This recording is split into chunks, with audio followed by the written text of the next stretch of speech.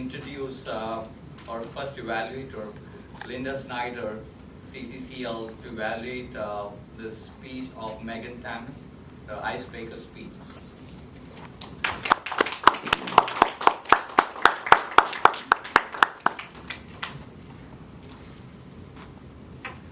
Fellow Toastmasters, and especially Megan Tamas.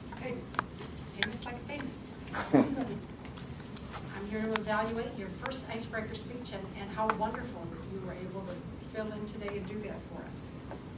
Now, the goal of this speech is to begin speaking before an audience and to discover the speaking skills that you have and skills that need some attention. And it's a 4 to 6 minute speech. You certainly did that today. You came up here and spoke before us, and I know that that's not easy for you. And I think you discovered some skills you have and some skills that you could improve.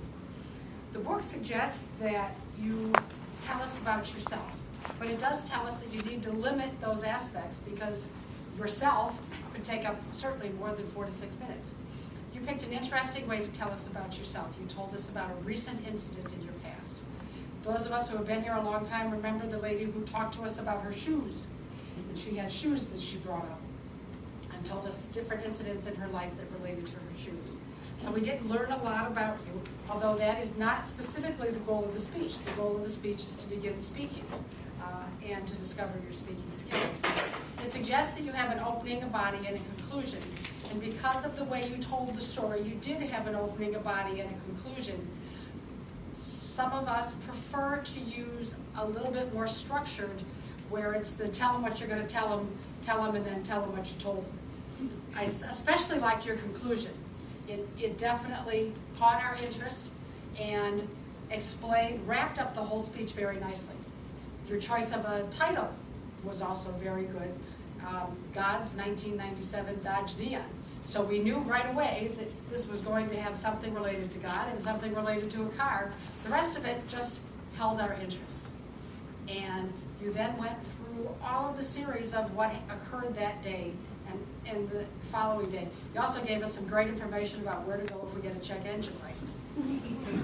And of course it is. It is a miracle. We all think it's a miracle when our check engine light goes off on its own. And it was great the way you wrapped that up.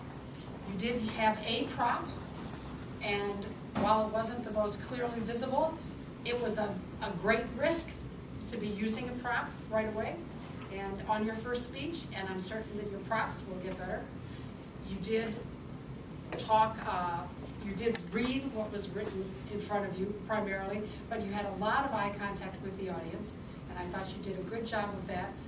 Some of us suggest moving towards an outline as you go further so that you're filling things in on your own. You did have your hands behind your back most of the time, but you didn't look like you were uncomfortable with your hands behind your back, and so it didn't make us uncomfortable.